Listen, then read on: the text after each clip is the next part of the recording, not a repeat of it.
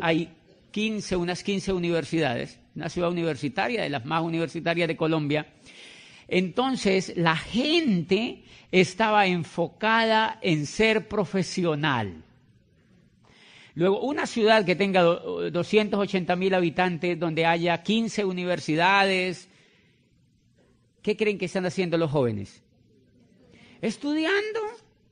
¿Qué creen que están haciendo los padres? Pues ejerciendo lo que estudiaron y esperando que sus hijos terminen la carrera para ejercer lo que también estudiaron. O sea, toda una comunidad enfocada en estudiar carreras. Una comunidad completamente profesionalizada, un poco difícil de que entendiera este negocio. Y muchos diamantes no iban ahí a Popayán porque decían que el terreno no era fácil para desarrollar el negocio. Cuando nosotros llegamos al negocio, cuando yo llegué al negocio, yo trabajaba en esa universidad y obviamente a mí me gustaba la educación. A mí me gustaba la educación. Luego, como me gustaba la educación, yo por eso había aceptado ser rector de esa universidad, me gustaba mucho el tema de la gente y me gustaba obviamente el tema de la educación. Cuando yo encontré el negocio, conecté inmediatamente con la educación y con la posibilidad de que la educación fuera impactante para las demás personas. Número uno, esa educación empezó a impactar en mí. Una vez esa educación empezó a impactar en mí, empezó a impactar en mi liderazgo y empecé yo a impactar en otros. Por eso la responsabilidad de los líderes. ¿Por qué me impacté en el negocio? Me impacté en el negocio porque por primera vez en la vida me daba cuenta de algo que después de haber estudiado 30 años no me había dado cuenta. Y eso es impresionante. Yo todavía me impresiono que hubiese estudiado 30 años. Yo fui a la primaria, hubo aquí gente que fue a la primaria, ¿verdad? Porque sí, aprendimos a leer, aprendimos a escribir. Yo fui al jardín, al antejardín, fui a la primaria, fui al colegio y fui a la universidad. Después de haber ido a la universidad, mañana en la historia se van a dar cuenta todos, yo estudié otra carrera porque yo quería seguir estudiando, porque a uno lo que le han dicho es que estudie. Entonces yo estudié una carrera, ya había estudiado, miren, si ustedes se ponen a darse cuenta, uno estudia 5 años en la primaria, 5 años en la secundaria, 5 años en el bachillerato, 5 años en la universidad y después uno se gasta unos 3 haciendo posgrados. O sea, estamos hablando de 23 años y yo en la última etapa, en esa que les muestro el posgrado, estaba empezando un doctorado que demoraba 5. O sea, iba para 28. Qué ternura, ¿verdad? 28 años estudiando y no me había dado cuenta de una cosa. Me di cuenta en ese negocio. Me di cuenta en ese negocio que yo había sido preparado para trabajar en la era industrial. Que yo había sido preparado para trabajar en la era industrial y que había un problema terrible y era que la era industrial se había empezado a acabar desde 1959. Y yo en 1991 ingresaba a estudiar mi primera carrera. Hello. O sea, eso sí es estar uno muy despistado en la vida.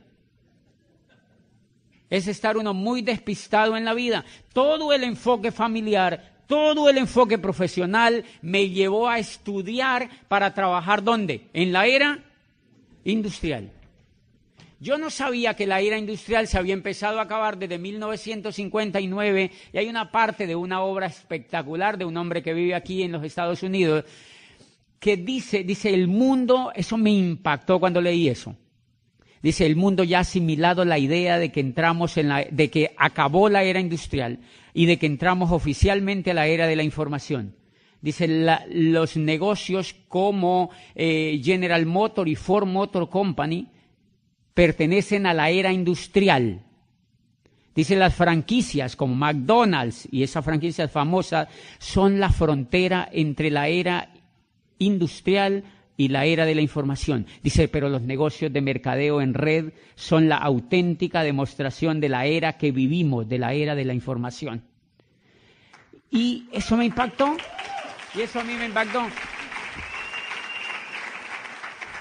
Y claro, eso te da elementos para pensar, ¿cómo así que la era industrial no existe? ¿Cómo así que la era industrial ya se acabó? Y uno de los grandes errores que cometemos todos los seres humanos es hacer lo que hace la montonera. Todos los grandes errores en todas las etapas de la evolución humana se cometen porque el ser humano es un poco rebañista. O sea, nos gusta estar donde están todas las ovejas. O sea, nos gusta estar donde están todas las ovejas. Claro, el gran problema es que la era agrícola duró 10.000 años. La era agrícola duró 10.000 años. 10.000 años duró la era agrícola. ¿Mucho? Bastante. ¿Cuánto duró la era industrial? Menos de 300 años. Quizá la gente creía que la era industrial iba a durar 10.000 años. No, duró menos de 300 años y sucumbió. ¿Cuál es el gran colapso? Y esa es una cosa importante para el liderazgo, porque muchos de los líderes no se califican a diamante porque no saben qué es lo que están haciendo. Y si no saben lo que están haciendo, tienen miedo. Tienen miedo de contactar a otros, tienen miedo de dar el mensaje y tienen miedo de tomar una decisión. Una de las cosas que me ayudó a mí fue la información sobre lo que hacía, fue entender lo que yo estaba haciendo. Y entonces eso a mí me impresionó. Si la era agrícola había durado 10.000 años, la era industrial en la cual yo estaba preparado para trabajar ya se había acabado, se estaba terminando de acabar y yo estaba haciendo un doctorado para trabajar en ella. Eso explica una cosa para que los tranquilice a todos. Si ustedes tienen hijos que no quieren estudiar, si muchos de ustedes no fueron a estudiar, los felicito. Los felicito, los felicito. Ustedes, no porque no aprendan, sino porque gracias a su voluntad y gracias a la persona que a usted le mostró este negocio, usted entró a hacer una carrera en la era de la información, en la era vigente. Una carrera que es competitiva y que al menos yo estoy seguro que nos va a durar otros 200 años. Al menos nos va a alcanzar para 200 años, ¿verdad? Al menos alcanzamos a morirnos dentro de ella. ¿Qué fue lo que pasó antes? Que los que nacieron en la era agrícola no se alcanzaron a morir. 10.000 años. Muchos de nuestros abuelos, de nuestros padres, nacieron dentro de la era información, de la era industrial, perdón, y alcanzaron a morirse. ¿Qué era lo importante en la era industrial? Jubilarse. La gente entraba a una gran empresa, ¿a qué? A jubilarse. Ellos se sentían jubilados desde que entraban. Uno se moría en vida desde que entraba a la empresa. Porque cuando la era industrial estaba en su furor, ¿qué era lo que mantenía a la gente con ganas de estar allá? Que se podían jubilar. Que había estabilidad, ¿se acuerdan? Que había estabilidad, que habían buenas prestaciones sociales, que la gente tenía cierta dignidad. Y entonces los hijos podían ir a buenos colegios y ellos podían tener buenas casas y buenos carros. Y por eso ustedes recuerdan que muchos de nuestros padres que trabajaron en empresas de la era industrial, de aquella era que se acabó, muchos de esa gente amaba a esas empresas. Entonces ellos tenían el botón de la empresa, en la casa había la toalla de la empresa, ¿se acuerdan? Goodyear en la toalla, ¿verdad? General Motors en la toalla. La gente tenía el vaso de tomar el café, el chocolate de la empresa marcado, ¿se acuerdan? La gente tenía hasta medias con la marca de la empresa, calzoncillos con la marca de la empresa. O sea, tenían identidad con la empresa porque la empresa les permitía. Tenían la bacenilla de la empresa, tenían montones de elementos que les permitía a la gente sentirse orgullosa de lo que hacían. Pregunta: ¿es posible hoy esperar jubilarse en una empresa? No, y mire que responden en coro. No, radicalmente no. ¿Por qué? Porque la era industrial ya se acabó. Si ustedes quieren que les cuente una cosa, mire a dónde llevan la masa del pueblo desinformado. Si usted escucha hablar a cualquier político en los Estados Unidos o en cualquier parte del mundo, le van a decir a la masa desinformada que el empleo se está recuperando. ¡Qué lindos! Porque la masa de allá afuera lo único que hace es ver televisión. Y ellos necesitan mantener a esa gente un poquitico contenta, con un poquitico de esperanza, porque qué tal que les digan: no, esto se acabó. Esto se fregó del todo y ustedes tienen que ponerse las pilas. No les van a decir eso. Entonces le muestran a la gente estadísticas donde le dicen el empleo se está recuperando. Mira, estaba el empleo, el desempleo era del 20 o del 25 y ahora estamos en el 24.85. Dice, hemos bajado medio punto y esto va bien, se va recuperando. Toda la teoría, todo lo que sale en este momento de gente seria que analiza el cambio de era, dicen el empleo es un asunto del pasado. El empleo es un asunto del pasado porque el empleo fue la evolución de la esclavitud. El empleo fue el estadio donde llegó la esclavitud una vez y acabó en la era agrícola. Entonces apareció el empleo. El empleo, ¿han visto cómo se le parece a la esclavitud? Es increíblemente parecida. El jefe es el dueño del tiempo tuyo. Y hace 5 años del mío. Imagínate. El jefe es el dueño del tiempo tuyo. El jefe es el que dice cuando tú sales a vacaciones o cuando tú no sales. El jefe es el que te dictamina todo lo que tú puedes o lo que tú no puedes hacer y tú tienes que pasar mucho más tiempo, la gente allá afuera tiene que pasar mucho más tiempo con el jefe que con su familia. ¿Cómo uno explica eso? ¿Por qué la era industrial no se sostuvo? Por montones de factores como eso, porque degeneró la vida en familia, degeneró la vida personal y esclavizó otra vez a la gente. ¿Ustedes conocen gente allá afuera que tiene que trabajar duro para poder solamente sobrevivir? ¿O no conocen? Solo para poder sobrevivir, señores. Cuando el empleo se acaba la segunda era donde evoluciona la esclavitud. Miren lo interesante, lo único que el empleo cambió frente a la esclavitud es que a uno como empleado no le pegan. Es lo único. ¿Y por qué no le pegan? ¿Por qué no le pegan? Porque cuando los grandes empresarios que hubo en Inglaterra, en toda la Inglaterra que se desarrolló después de la máquina de vapor de Watson y cuando iniciaron las grandes empresas, a la gente le pegaban y le pagaban tan poquito, pero tan poquito, que la gente se moría de hambre en las calles de Roma, en las calles de Londres, de Florencia y de Milán. Se morían de hambre comidos por las ratas. Y los trabajadores se rebelaron y quemaron las fábricas.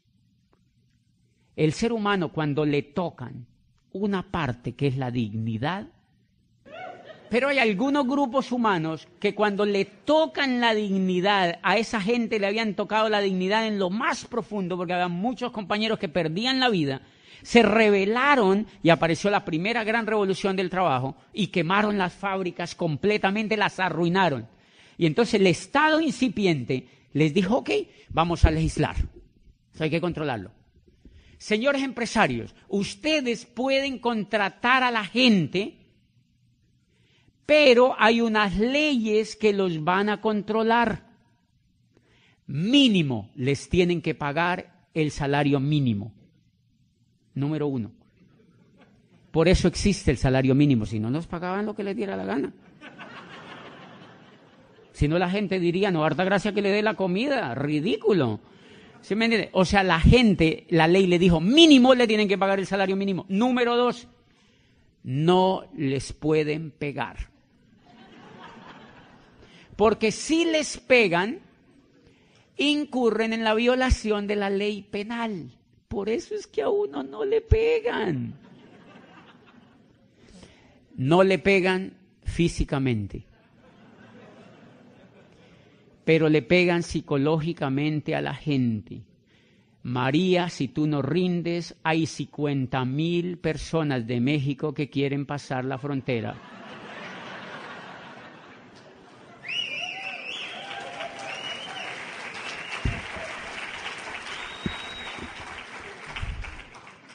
Y sigue igual, o sea, la pelea fue peor porque entonces no fue físico, fue psicológico. ¿Cómo tú controlas la violencia psicológica? ¿Quién la tipifica? ¿Quién la penaliza? ¿Quién controla eso? Señores, y entonces la gente empezó un juego impresionante. Si ustedes en esta convención líderes toman conciencia un poquitito más del tema que nosotros hacemos, ustedes se levantan de esa silla y se van a Diamante. Porque si no se han levantado de esa silla para irse a Diamante, es porque todavía no son conscientes de la gravedad que es si uno no se hace diamante en este negocio. Porque no comprenden el entorno. Porque quizá creen que es un jueguito. Ay, sí, me metí ahí en un negocio de productos, ahí dándole a ver qué pasa. No funciona. No funciona, no funciona. Es impresionante, impresionante lo que está pasando en el mundo laboral. Yo voy mucho a Chile, el año pasado fui unas 5 veces a Chile y di una conferencia en una universidad prestigiosa allí de Santiago a estudiantes de la Facultad de Economía con sus profesores, hablando de esta crisis, de la crisis que el mundo de Occidente va a vivir por el acabose de la era industrial. Y yo les decía, y miren, ¿cuántos estudiantes aquí en Santiago de Chile están estudiando para trabajar en la era industrial? ¡Qué catástrofe! Por eso esos muchachos salen de la universidad con un título y van donde el papá y le dicen, papá, no hay nada. ¿Qué va a haber? Y el papá está más despistado que el hijo. Porque ninguno de los dos sabe qué fue lo que pasó, Y hay una cosa elemental que me impresionaba y que me daba cuenta que pasaba ahí en ese mercado de Chile. Y mire lo increíble. En Chile, el gobierno aprobó una ley democrática que permite contratar a la gente con 0 prestaciones sociales. Con 0 prestaciones sociales. Ese es el futuro que les espera a la gente que no se educa como empresario y a la gente que está esperando que la contraten y que la sigan explotando las empresas. Esas personas van a salir educadas a un mundo donde van a tener una calidad de vida increíblemente mala. En Colombia están contratando muchachos muy jóvenes, brillantes de prestigiosas universidades por $500. $500. Y cuando eso, le dicen al muchacho que es para que coja experiencia. Y cuando ya tienen unos 10 años, entonces ellos dicen, oh, si ya no corre igual, ya no es lo mismo, ya se está poniendo como canción, reemplacémoslo por 2 de 20. Reemplacémoslo por 2, cuando ya la persona está cumpliendo 40 años, entonces lo reemplazan por 2 de 20. Y la persona sale allá desinformada, desmotivada, completamente desahuciada por el mundo laboral, a echarle la culpa al gobierno, a echarle la culpa a los demás. y a quejarse, y a quejarse, y a quejarse, y a quejarse. Carencia de información. Mire, en todo lo que nos ha metido el mundo laboral, la era industrial nos metió en un jueguito increíblemente espectacular. La era industrial nos metió en este jueguito y es que nosotros, fíjense, por eso les digo que no, mire, la gente en general hace este juego allá afuera. La gente va y estudia. Normalmente el papá paga el estudio. ¿De quién es el colegio donde el muchacho estudia? ¿De un rico o de un pobre? Normalmente de un rico. Casi los pobres no tienen colegio, mire qué cosa tan rara. De verdad, es bien raro, pero ese colegio es de un rico. ¿Quién trabaja para pagar ese colegio? El papá trabaja en un puesto, hace lo que haya que hacer para pagar ese colegio. Okay. El muchacho estudia y cuando se va para la universidad, normalmente el muchacho saca un crédito. Aquí también se da igual, le dan un crédito para que estudien y el muchacho se va con un crédito a la universidad. Cuando ese muchacho sale de la universidad, sale con la primera cruz. Una deuda. Lo han educado para que se endeude. Y él ya sale con la primera gran deuda. O sale el muchacho o sale el papá. Pero nadie se vuela de esa deuda. ¿Ok? El muchacho va a una empresa y imagínense solamente con ustedes, no lo tomen solo por la universidad, porque a partir de aquí es el jueguito igual para todos. Sea que haya ido a la universidad o sea que no, el jueguito es igual porque lo diseñaron democrático, o sea, para que todo el mundo caiga ahí en ese jueguito. ¿En qué consiste? El muchacho va allá a la empresa y lo contratan. ¿El dueño de la empresa es un rico o un pobre?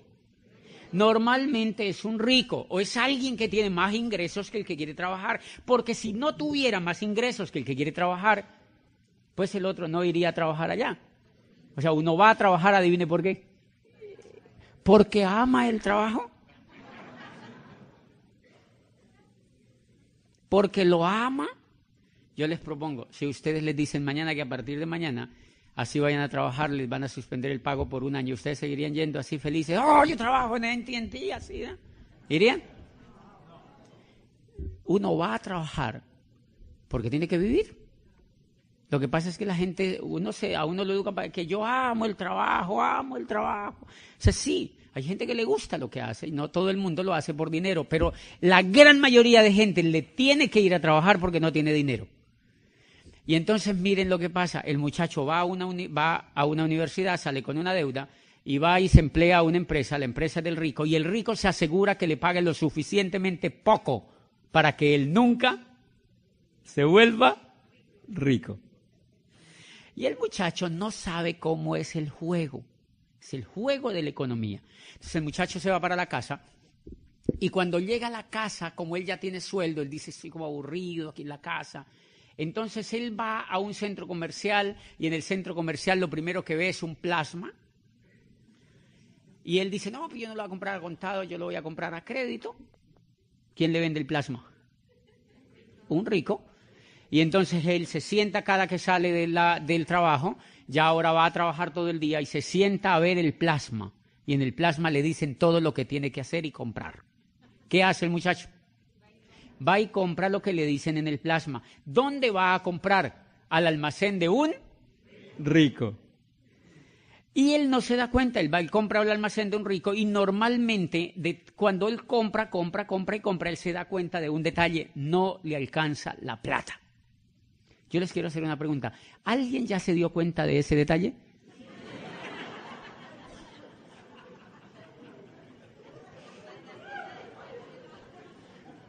Que uno trabaja y no le alcanza la plata. Y uno no entiende qué es lo que pasa. Bien, como uno no entiende qué es lo que pasa, uno vuelve y pide explicación al plasma. Y uno se sienta y uno le dice, y entonces uno dice, si no me alcanza la plata, entonces sale y le dice el plasma, tranquilo, si no le alcanza la plata, hay American Express. Hay Visa, hay Mastercard. ¿De quiénes son esas cosas? De otro rico. Y el muchacho dice, ok, qué interesante, qué país tan chévere este. Pase esa tarjeta para acá. Y se va y con eso soluciona su problema. Sigue comprando. Sigue comprando, sigue comprando, sigue comprando y vuelve, trabaja y ve televisión y ahora la plata que le dan pues la reparte para pagar la tarjeta, que es donde compra el mercado, donde compra cosas para estar bien, pero también esa persona tiene que vivir y normalmente ya no vive donde los papás, sino que vive en una casa. ¿Esa casa él la ha podido comprar? No, es alquilada. ¿De quién es? De un rico. Entonces, mire, ya le paga la universidad la deuda en que lo metió. Ya le paga la visa al rico y ahora le paga la casa que es donde tiene que vivir. Pero como él sigue viendo el plasma, le dice, usted tiene que tener una casa propia. Sus hijos acaban de nacer y usted tiene que tener una casa propia. Televisor, pero no tengo plata. Y el televisor le dice, tranquilo, se la fiamos. Se la fiamos, pequeñas cuotas. Se la fiamos a 30 años, 30 tiernos años. Y el muchacho dice, oye, qué país tan increíble, 30 años, y el muchacho ya tiene casa y entonces empieza a trabajar y sigue pagando ahora los intereses de la casa. El muchacho está llegando a los 30 años y tiene 30 años para pagar la casa. ¿Alguna vez te has sentido así? No con el tema de la próstata, pero sí con el tema. Ok, ¿qué es lo que pasa? Que la gran mayoría de la gente allá afuera es analfabeta financiera. Y ese es el juego de la economía. Entre más analfabetas financieros haya, hay más ricos de esa naturaleza. Porque el juego de ese tipo de riqueza es que haya analfabetas financieros. Este país donde ustedes viven, adivinen con qué lo levantaron, adivinen con qué lo sostienen, con una técnica que se llama endeudar a la gente. Si no endeudan a la gente, no hay Estados Unidos de América. Si no hay esclavitud, no hay Estados Unidos de América, porque el modelo está hecho para enseñarle al niño desde que sale del vientre de su madre, pues del de la de él, obviamente, está hecho para enseñarle a ese niño que él tiene que endeudarse por su país. Él tiene que endeudarse. Por eso toda la publicidad está dirigida a que la gente se endeude. ¿Conocen gente endeudada aquí? ¿Han visto que toda la cultura ronda en torno a la deuda? Señores, si uno no entiende ese juego, a uno se le va la vida sin entenderlo y uno nunca puede hacer algo que valga la pena. Por eso amo este negocio. Por eso amo este negocio.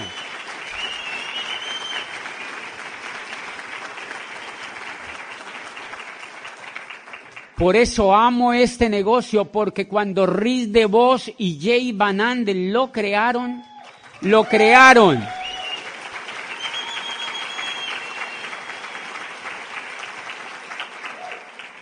crearon para que tú y yo fuéramos libres. Lo crearon para que tú y yo fuéramos libres. Por eso hay una cosa que me impacta en los textos que DeVos escribió, que me impactó. ¿Cómo no te vas a levantar de la silla, hacerte diamante, si tú lees esto que te voy a decir? Credo número 5. Dice, creemos que el trabajo es bueno solamente si lleva al trabajador hacia la libertad, la recompensa o la esperanza.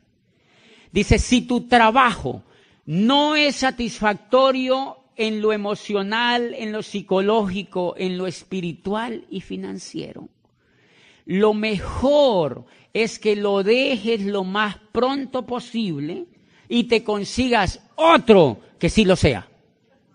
Dice eso Rhys DeVos en un libro que se llama Capitalismo Solidario.